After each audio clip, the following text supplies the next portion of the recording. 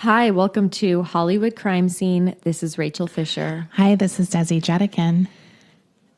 And this is part 2. That's right. That's for you to say. It's part 2 of the Lindbergh baby kidnapping. Yeah. Should we thank our patrons first? Let's do it, Desi. Okay. We have a Patreon where if you subscribe, you have access to ad-free episodes, bonus episodes.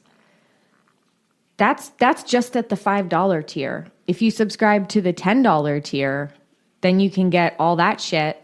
Plus, we do monthly movie recaps. We do 2 of them a month. You also get access to the Discord. And we have a sick Discord channel. I'm really enjoying it a lot. Everyone's really nice. I like seeing pictures of we have like several different subcategories. Did you like how I organized it? Yeah, it was really good. There are several different subcategories in the Discord channel. So if like you don't want to talk about a certain topic, you don't have to look at it. There's like several different places to chat. I like how the majority of our things aren't even related to the episodes. It's like all other stuff. No, it's stuff we're interested in, but people are really talented in the Discord. Yeah. We see pictures of like the food that people cook, and their talented pets. Their talented pets are also very talented. It's just like a fun place, and I'm enjoying chatting with people there. Yeah. Patreon. Okay. Thank you all so much. This is great.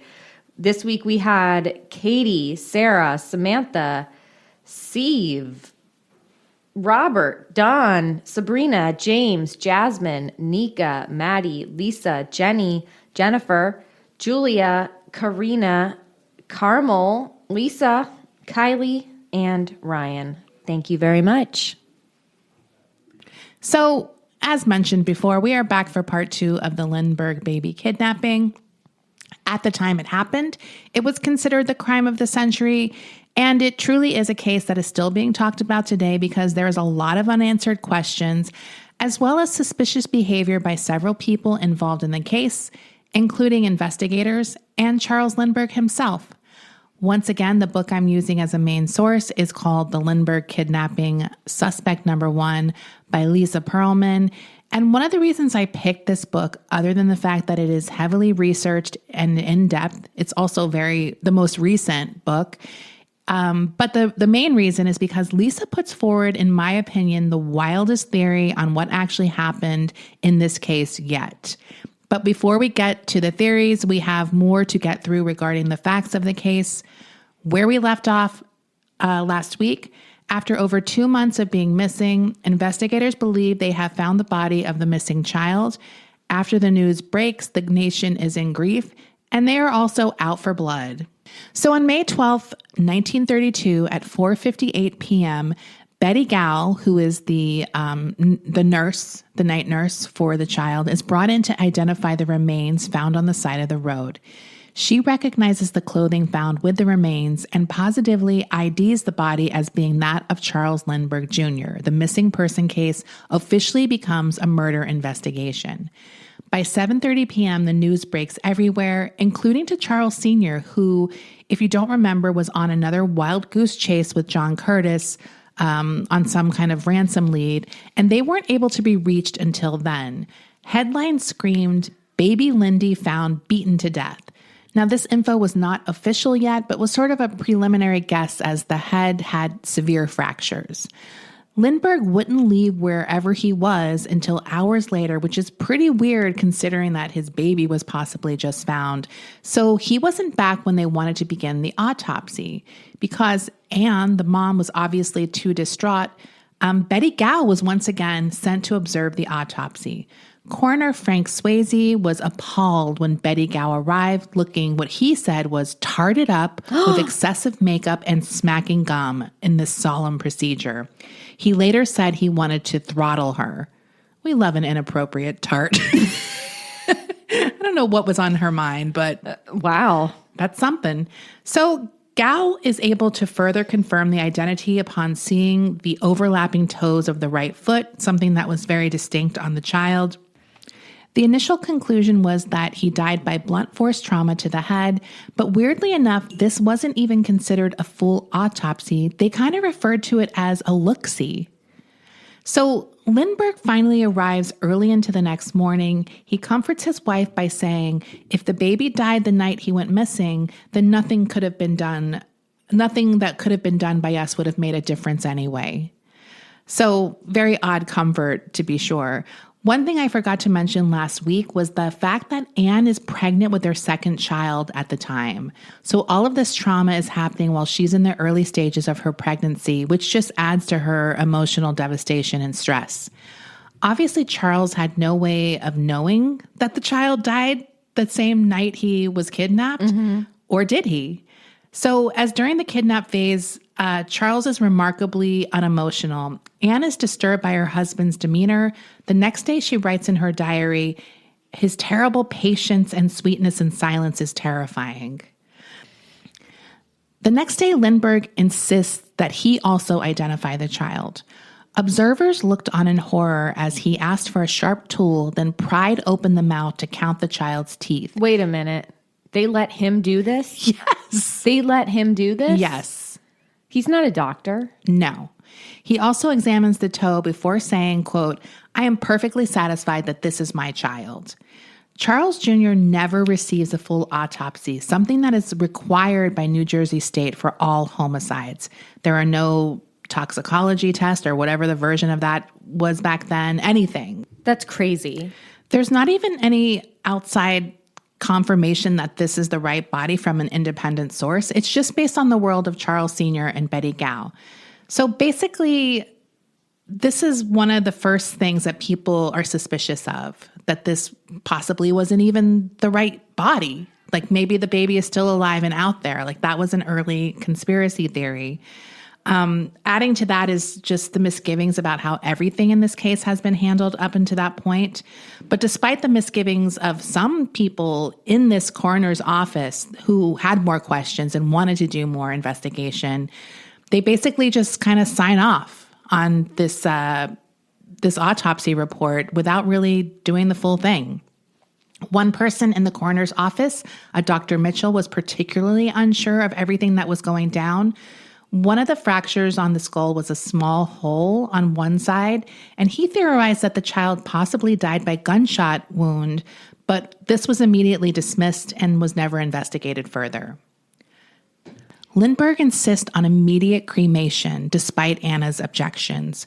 She felt a service would give her some closure, but Charles didn't care. He literally waited for the ashes to be produced and immediately scatters them just outside the coroner's office. So there's no... He scatters the ashes outside the coroner's office? I'm sorry. Like in the field next to there or whatever. This is wild. There's no memorial or funeral for the baby ever. Why? He was done. And Anna would later say that Charles didn't once shed a single tear for her son, as far as she saw. Now, the murder investigation was beginning, and people, including the press, really began to pick apart all the ways the kidnapping investigation had been fucked up. We touched on a lot of that last episode, but these errors became even more egregious because now that original crime scene and evidence was to be the foundation for a murder investigation, and they basically had jack shit. In June of 1932, officials began to suspect that the crime had been perpetrated by someone the Lindberghs knew and began focusing on the household staff. Some reasons for this. They knew the child's unusual sleep schedule that we talked about last week. They also knew that the family would be at the farmhouse this Tuesday when that was not their typical schedule. During the week, they usually were at Anna's family's estate, but because the baby was recovering from his cold, they decided it was best to just stay there and let him recover. Suspicion fell upon one of the household workers named Violet Sharp. She had given contradictory information regarding her whereabouts on the night of the kidnapping, and it was reported that she appeared nervous and suspicious when being questioned. Now, Anne Morrow stood by Violet saying she was completely devoted to the baby and there was no way she was involved. Violet was so distraught by the allegations that on June 10th, 1932, she took her own life by ingesting a silver polish that contained cyanide just before being questioned for the fourth time. After this happens, her alibi is confirmed, and police are criticized for their aggressive treatment of poor Violet. John Condon, who we remember from last week, was also questioned by the police and his home searched, but nothing suggested that he was involved. Charles Lindbergh stood by him during this time. Who was John Condon again? He's the personality from the Bronx, right, who helped with the ransom drop-offs with Cemetery John. So after the discovery of the body, Condon actually is unofficially involved with the case still. He, in addition to being thought of as a suspect, he kind of is carrying on his own investigation on the side. He has a lot of really flamboyant actions, including once riding a city bus, he sees what he thinks is the suspect on the street. He orders the bus to stop. The driver does it, and he darts from the bus, chasing this guy through the crowd and losing him. Why did he think he was a suspect? I have no idea, because he had this meeting with Cemetery John, right, who he didn't see. The guy was disguised, but I guess I have no idea why he thought this guy, but it's just stupid. He also agreed to appear in a vaudeville act that was sort of reenacting the kidnapping. And that's sort of crazy and a turnoff. That seems tasteless. Very tasteless. In August of 1932, the Lindberghs have their second son, John, and they basically resume their life of travel and flying because Charles wants to get back to life as usual. Now, the investigators who are working on the case are pretty much at a standstill. There are no developments and little evidence of any sort, so they turn their attention to tracking the ransom payments. A pamphlet is prepared using the serial numbers of the ransom bills, and these are distributed to businesses, mainly in the New York City area, since this was where the drop was made. And some of these start popping up, including as far away as Chicago and Minneapolis, but the people who use those bills are never found. As I mentioned last week, the gold certificates were going to be sort of put out of business and replaced with dollar bills or like money. And this had to be done by May 1st, 1933. So a day before the deadline, a man brings in $2,980 to a Manhattan bank to exchange. After the fact, of course, they realized the bills were from this ransom. He had given his name as J.J. Faulkner, but they went to the address he gave, and no one by that name lived there. And the person who did live there had no involvement in the kidnapping. So during a 30-month period, a number of the ransom bills were spent throughout New York City. Detectives realized that these were being spent along this route of the Lexington Avenue subway, which connected the Bronx with the east side of Manhattan, including this German-Austrian neighborhood of Yorkville. On September 18, 1934, a bank teller notices a gold certificate from the ransom. A New York license plate has been penciled in the bill's margin, and this bill is eventually traced to a gas station. The station manager had written down the license number because his customer was acting suspicious and was possibly a counterfeiter. The license plate belonged to a sedan owned by Richard, also known as Bruno Hauptmann, who lived in the Bronx. He was an immigrant with a criminal record in Germany. When he was arrested, he was carrying a single $20 gold certificate, and he seemed shocked when the police started calling him the Lindbergh baby kidnapper, also telling him, quote, "You're going to burn, baby." Damn. So making matters worse for him, over $14,000 of the ransom money is found in his garage. He states that the money and other items had been left with him by his friend and former business partner, a man named Isidore Fish. Now, Fish had died a few months earlier on March 29th of that year, shortly after returning to Germany. Hauptmann stated he only learned about this money after Fish's death, that this shoebox that was left had contained all of this money. He kept the money because he said that Fish owed him money, so it was kind of like he felt like he should just take it. Right. So he consistently denies any connection to the crime or knowledge that the money in his house was from the ransom. He's taken back to police headquarters where he is questioned for hours and beaten at least one time. His wife, Anna hires a lawyer named James Fawcett, and they begin figuring out if he has a credible alibi for March 1st, 1932. Police brought in witnesses who had taken some of the ransom money to see if they could identify Hauptmann as the person who used the bills, and none could. They then bring in John Condon and Charles Lindbergh Sr. to see if they can identify him as being the voice of Cemetery John. Condon couldn't initially identify the voice. Lindbergh was also unsure, but would later change his mind, saying that Hauptmann was 100% the voice he had heard that night in the cemetery 2.5 years earlier, which is like impossible. Yeah. I'm sorry. Yeah. Now, another aspect of this case that makes it incredibly messy is there are 3 entities investigating. We have the New Jersey investigators, we now have the New York investigators, as well as the FBI, all of whom have their own theories. Now, obviously, all of them are relying on the New Jersey investigation as sort of this foundation, which we know was incompetent.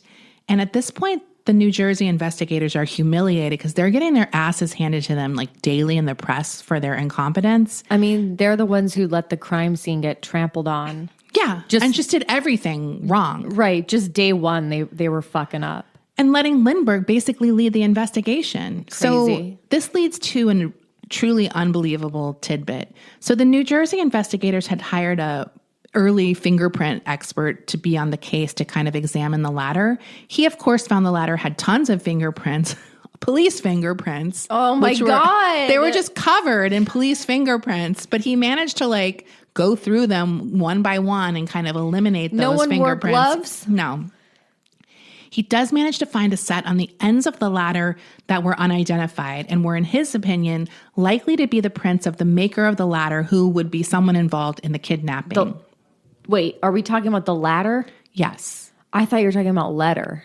No, the ladder that was used to climb into the window. Well, regardless of what they were examining. No, there wasn't hundreds of fingerprints on the ladder. They should have used gloves. Totally.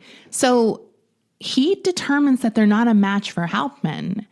And when he tells this fact to the New Jersey investigators, they seem uninterested and almost annoyed that this guy was bringing it to their attention. They had their guy.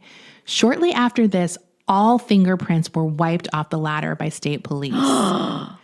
Now, obviously, this doesn't prove Hauptmann wasn't involved, but it certainly is evidence the defense would want to use, especially due to the fact that investigators are saying it's just him. So they're no longer saying it's this gang of immigrants like before. So this is really important for the defense to know, because it's like, well, he clearly wasn't there that day. Right. So obviously something's going on. Because they couldn't find his prints. Yeah. So who did the ladder? Did they hid this evidence from from the defense? Yes. That's so illegal. There's more. So despite the fact that there's zero physical evidence against Hauptmann, which is like, that happens, he is indicted in the Bronx on September 24th, 1934 for extorting the $50,000 ransom from Charles Lindbergh. And 2 weeks later, on October 8th, he is indicted in New Jersey for the murder of Charles Lindbergh Jr. As the trial approaches, a suspicion pattern begins. The emergence of evidence that will help the prosecution and the disappearance of evidence that could help Hauptmann. One of the first examples of this is John Condon now agreeing to testify that he was mistaken earlier, and in his opinion, Hauptmann was Cemetery John, and he did recognize the voice. Another thing the prosecution does is they make sure Dr. Mitchell doesn't testify to anything other than their new theory that the baby died from a fall while being taken from the home, despite there being no evidence of this. In fact, many believed falling on a wet, muddy ground would not have produced the skull fractures discovered during the examination. Why were they hell-bent on saying the child died now this way at the home? If the killing took place where the body was found, it was a more urban jurisdiction, and they wanted to try Hauptmann in the more rural jurisdiction of the farmhouse, where they would be more likely to get a death penalty conviction. This is so fucked. It gets worse. As the trial is about to start, the Hauptmanns seemingly receive some great news. William Randolph Hearst has agreed to provide them with a well-known defense attorney named Edward Riley. They accept, not knowing that Hearst has an agreement with the lawyer to provide inside info from the defense that he could then exploit to inflame the public's hatred of what he was publicizing as the most villainous man in the country. Making that even worse, Edward Riley was a huge fan of Lindbergh and would regularly tell people off the record that he wanted his client to fry. I hate it. Luckily for Hauptmann, Riley hires a local attorney named Lloyd Fisher, who is very quickly on to what he considered a railroading to be happening. Outside of Hauptmann's wife, he was probably the only person in the country who thought he was innocent. His opinion is based on all of this instant evidence kind of being revised to implicate Hauptmann, things like handwriting experts who initially said that it was not Hauptmann's handwriting, now saying that he is the one who wrote the ransom notes. It's like definitely him. Wildest of all, he finds out that Henry Breckenridge, yeah. This is the attorney that Lindbergh worked for that was like an associate of Guggenheim. This guy at some point before Hauptmann's arrest indicated that he thought Isidor Frisch, the guy who had left the money behind, was possibly involved in the scheme to get this ransom. Yeah. And they never bring that up as like a, thing that could prove that Hauptmann was innocent. This is never looked into. All of these revisions helped solidify a circumstantial case against Hauptmann, but prosecutors were really looking for some physical evidence. So after searching Hauptmann's home for wood that could have matched the ladder, comes up empty-handed, they bring in a wood expert named Arthur Kohler. And wouldn't you know it, this leads to more explosive evidence, and this time it's considered the nail in Hauptmann's coffin. So as I mentioned earlier, police did a thorough investigation of Hauptmann's home looking for any evidence that he built the ladder there. The initial reports revealed nothing, but at some point these reports are backdated and revised by a lieutenant named Bornman. He says then that he did find an 8-foot gap in the attic floor planks that appeared to match the board in the ladder that Kohler had said he believed came from an attic floor. They refused to let the Hauptmann's attorney look at this evidence, who are then accusing the investigators of manufacturing it. Why did they make this accusation? Because this revision happened after Kohler testified to the grand jury, giving his opinion on the ladder's construction and the wood used, etc. Technically, investigators could then go back to the crime scene and to the ladder and make it match. Kohler was then asked to go back in with this new information and make a new determination. Now he concludes that the missing plank was a match for the ladder used during the kidnapping. There was finally concrete physical evidence to tie Hauptmann to the kidnapping scene. The country was more convinced than ever that he was guilty, and the press was only too happy to push this narrative. Newspapers didn't even refer to him by his name. All of them called him the killer. Even the courtroom situation was not good for people's perception of Hauptmann. He lost 30 pounds since his arrest and was pale and sickly. Next to him was his attorney, who had syphilis at the time. Oh, no. And would show up to court hungover after spending the previous night with sex workers and drinking. Look at my lawyer, dog. I'm going to jail. Seriously. At the prosecution table, Charles Lindbergh sat at the prosecution's table the whole fucking trial. This American hero who's just a constant reminder to the jurors, like, who is the hero and who is the villain. Ugh. This does not happen. You don't have the father of the dead child sitting at the prosecution table. That's just the extent of his power at this time. Oh my God. So his trial for capital murder began on January 2nd, 1934, and as we know, was soon dubbed the trial of the century.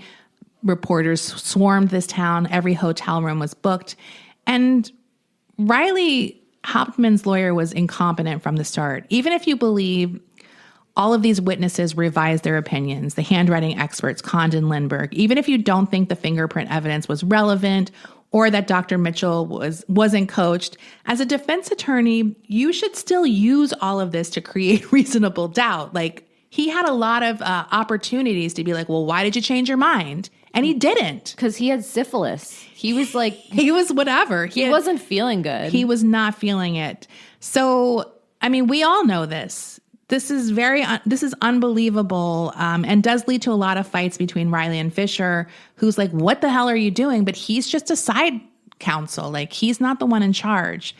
Of course, the most dramatic evidence, the wood expert, Kohler, takes the stand. He testifies that a missing floorboard in Hauptmann's attic was the source. What are you laughing at? I'm laughing at wood expert. I know, but I don't know what else to call him. He must have had another job. So he testifies that the missing floorboard in Hauptmann's attic was the source for segment 16 on the ladder. Many points of his analysis, as I mentioned, rely on the honesty of Lieutenant Bornman's report, who, as I mentioned, had ample time after hearing Kohler's testimony to implement things he knew the expert would be looking for, such as nail holes, scuff marks, etc. He even had the opportunity, if he wanted to use Hauptmann's own wood plane to give both pieces a similar nicked appearance. Hauptmann, by the way, is a carpenter. So this I thought was kind of funny because it sounds like something I would probably be mad about. Like you're on trial for murder, but you're like, I would never construct a ladder that shitty. Like that was sort of one of his complaints about it all. Because it is a pretty shoddy ladder. Later, people will concede that this evidence could have been tampered with. And again, a perfect opportunity for Riley to at least cast doubt on why this report was backdated and revised after the testimony of the expert. I just want to state here that none of this necessarily means Hauptmann is innocent, of course, but it seems to indicate that the prosecutors and others in power wanted a conviction and were willing to do what it took to get one. Luckily, he had the help of an absolutely useless and compromised defense attorney.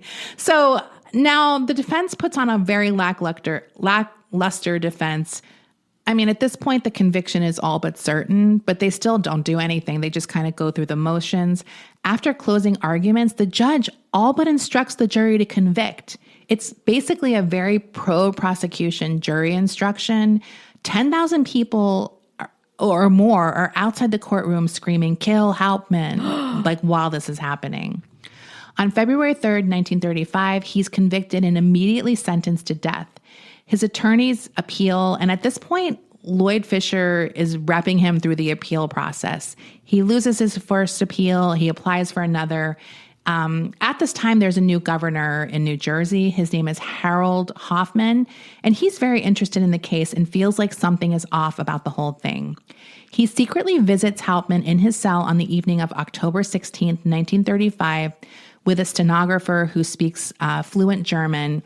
And he didn't state this publicly, but he comes away believing he is possibly innocent. And at the very least, there were questions about the investigation and that the prosecution was handled really corruptly.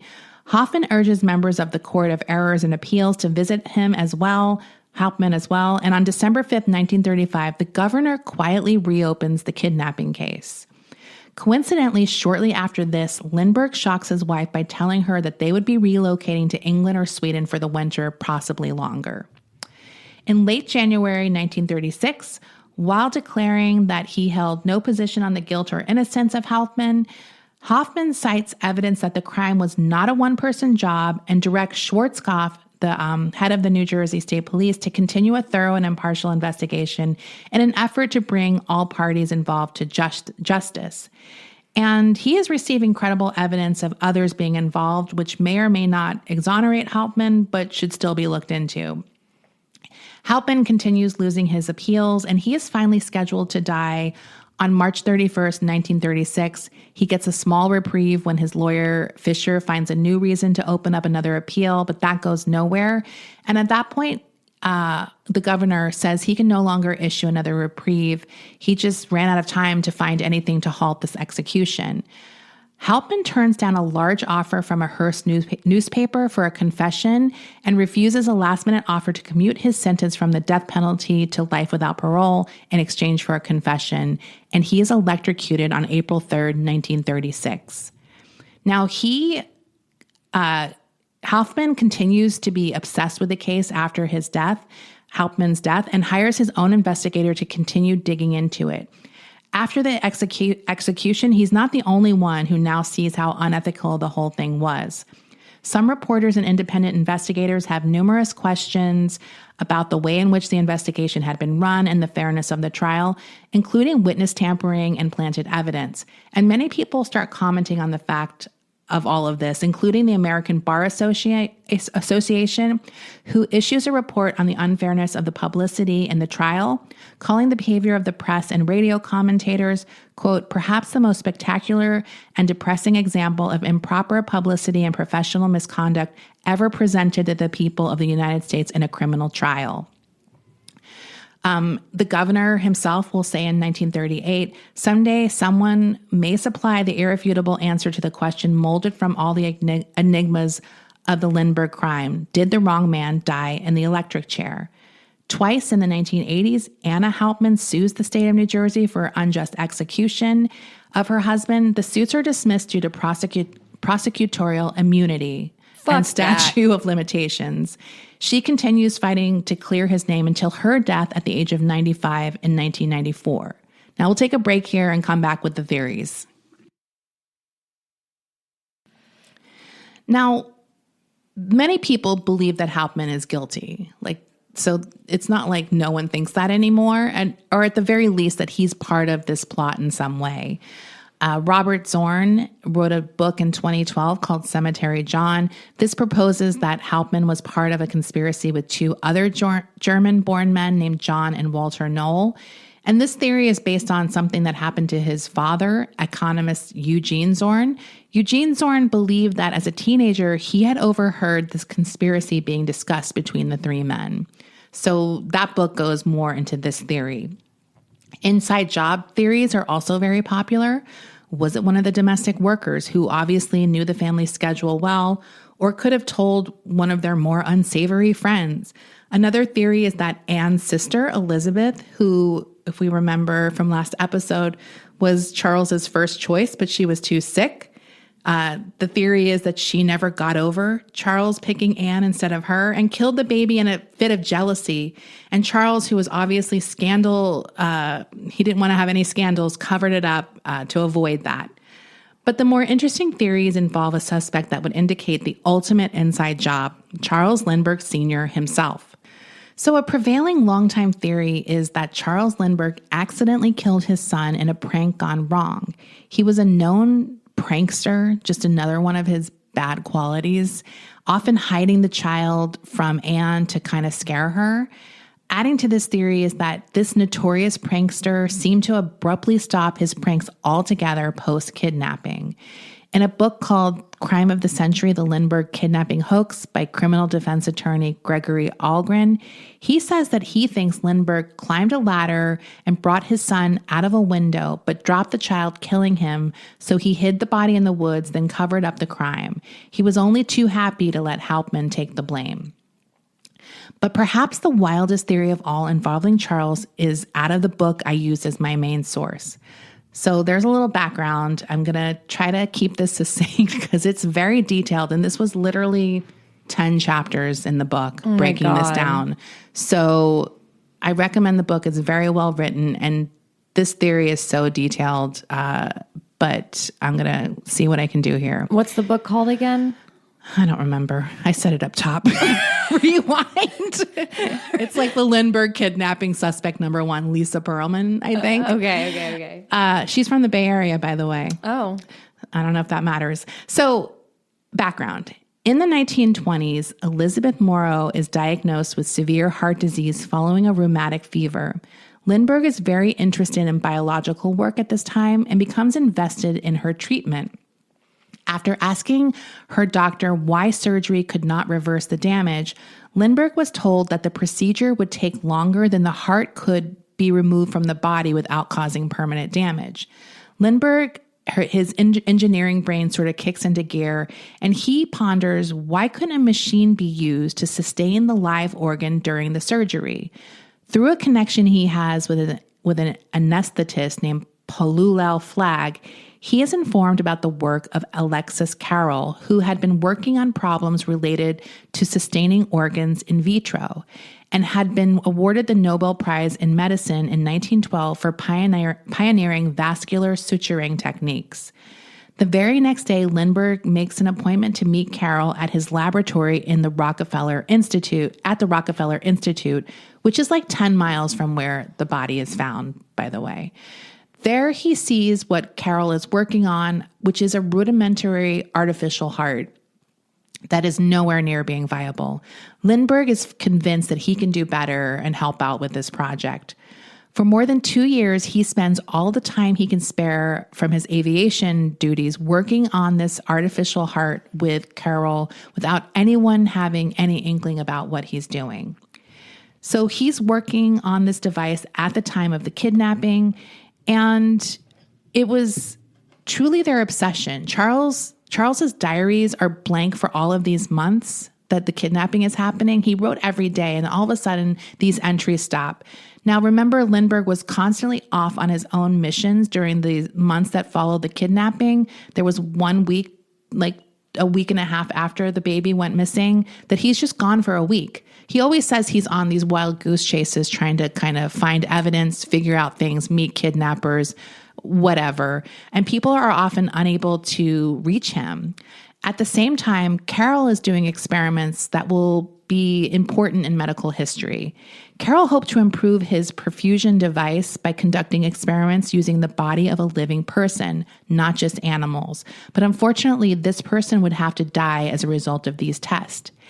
In early April, he reports exciting results to the Institute's board. His team had just kept a segment of harvested carotid artery alive for a full month. He did not identify the artery's donor except to convey that during the past year, his team had focused their vivisection experiments on both animal and human subjects. Now, Carol and Lindbergh were both proponents of eugenics. We talked about this last week, and they both believed weak infants were meant to die. Perelman theorizes that Lindbergh's son died on Carol's operating table on March 8th, 1932, as a part of this experiment. Fuck. She lays this all out in her book as far as the timeline goes of where Charles was and when.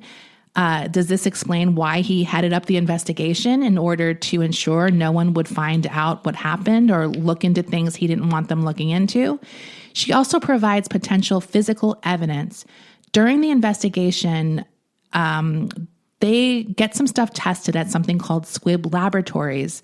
They test various debris and items related to the crime scene where the body was found, as well as items associated with the case, including the pajamas that were given to the parents to prove that they had the baby by the kidnappers, the supposed kidnappers. All of the findings in this report were determined to be of no value, but Perelman disagrees. She looks at this report, the Squibb report. Some of the things she points to are things that are very specific to medical laboratory work, things that could be used during medical experiments at the Rockefeller Institute, including black rubber debris found under the buttons of the pajamas that were a match for medical-grade rubber gloves used at the Institute. She also finds this report about something that was thought to be blood, but then was determined to be phenol red. This is a dye used as a pH indicator in medical labs.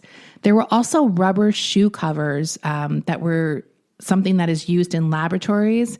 They were unusually large foot size, and they were similar to a footprint found outside the farmhouse.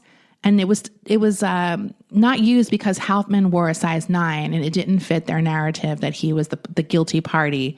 So he couldn't have produced this footprint. According to the book, all of this could indicate that the child was taken alive to a medical lab, immediately stripped of his clothing before being experimented on. Once his organs were harvested and he died, they waited months in order to get the body decomposed enough so that there wouldn't be much to use as evidence. Animals could explain the missing organs. Charles would make sure to be out of town on the day the body was found, which he was. Now, Carol also was already in touch with state institutions before the kidnapping, looking for what he referred to as, quote, feeble-minded subject matters. So is it possible in the name of their work, which they believed would lead to a sort of immortality, Lindbergh would sacrifice his own son? Perelman says yes. Quote, Lindbergh might well have felt like Abraham offering the Almighty his son Isaac, not to the biblical God, but to the God of science, with Carel as the chosen instrument. Through twisted logic, that was how the eaglet might live up to the expectations of greatness like those achieved by his father. Years later, Lindbergh and Carol would share their invention with the world. Though he was too late to save his sister-in-law, the work that he did with Carol laid the groundwork for the medical innovations that would later save those with similar diagnoses and was the foundation for modern-day open-heart surgery. But was his son sacrificed in order to achieve this? So anyway, adding to this weird reputation is the fact that later on in life, under an assumed name from the late 1950s through the late 1960s, Charles Lindbergh secretly fathered 7 illegitimate children by 3 mistresses in Germany. So that he continued this weird life of deception while he's married, doing all these weird trips abroad and continuing this weird obsession with having like a German Aryan type baby or something. Yeah. He dies of lymphoma at the age of 72 in 1974 in Hawaii. 10 days before he dies, he writes a letter to all of his German mistresses, telling them to maintain the utmost secrecy about his illicit activities, even after his death. So later on, DNA tests later will prove that these children are his. And his daughter with Anne, his youngest child, Reeve Lindbergh, she writes in her personal journal in 2003, "This story reflects absolutely Byzantine layers of deception on the part of our shared father. These children did not even know who he was. He used a pseudonym with them to protect them, perhaps. To protect himself, absolutely." So is what he did to Charles Jr. another one of his deceptions? Who knows? But it's very interesting.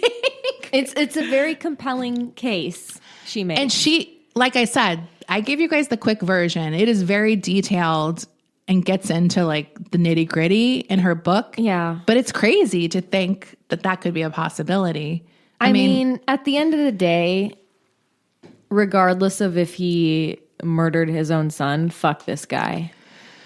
Yeah, I was reading a little bit into his arc, and not that it absolves him of his grossness, but he does visit some like concentration camps after World War II and completely has like, whoops. whoops. It's like a classic example of like, yeah, you fuck around with fascists. This is what happens. Like, oh my do you know what I mean? It's God. like, yeah, you fucking idiot. Like, it's like just like a classic example. God. Whoops. I mean, the thing is, he's like brilliant in some ways. Obviously, he creates this medical advance if he didn't use his child to do it. Like, it helps a lot of people. But he's also like dumb as shit on other things because his ego is so easily stroked that he's willing to like, oh, Hitler gave me a medal. He can't be all bad. Like, oh my do you know God. what I mean? Like that kind of shit. Do you think it was this ultimate inside job?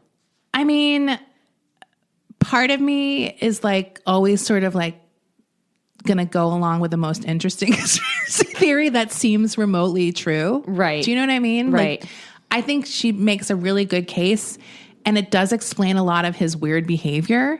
But at the same time, I know people can act very weird in these situations. Yeah. And not the way you think you would act. Right. He also just is a weirdo. He's an extremely weird guy. Like, yeah, I don't, beyond the evilness, like the bad whatever, he's just a weirdo. Like, I don't usually like taking that, like people's personality or behaviors following a murder into, like, I don't like putting too much on that. You hear that often. I don't ever really, that's not something that ever plays with me really. No, but you do, like on Dateline, you'll have like an investigator being like, I didn't see him cry, so we knew he was guilty. Yes, I agree. I hate that because I'm like, I don't know, maybe I'd be weird too in that situation. Like, it's possible.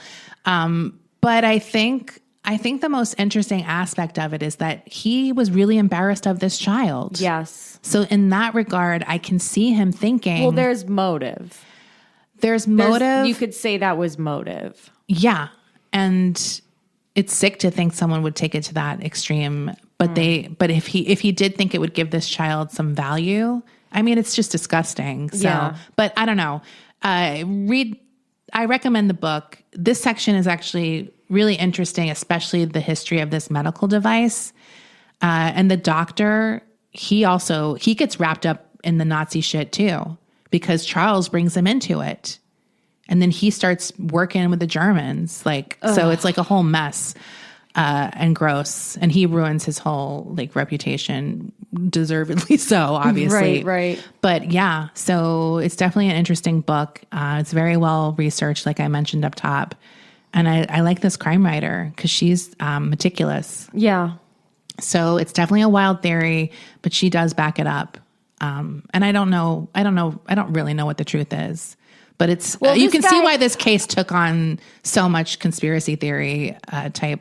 Well, there's one thing we know for sure is that the cops and the district attorneys they fucked up this whole investigation. This would never fly. I mean, it might fly, but this would be a big thing today. Like this was happen like in the OJ case. You can even say like a similar thing. Like people think this was the right guy, but the cops then manufactured evidence to prove it, even though they might have been able to prove it without. But the minute they were speculated to have manufactured it, it was done. And the defense used that against them. Right. This defense didn't use any of that. Right.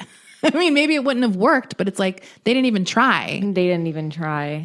So yeah, that's the case. Wow, Desi, thank you. Thanks, guys. Great research. We'll be back with our mini episode soon. Bye. It'll be soon. Bye.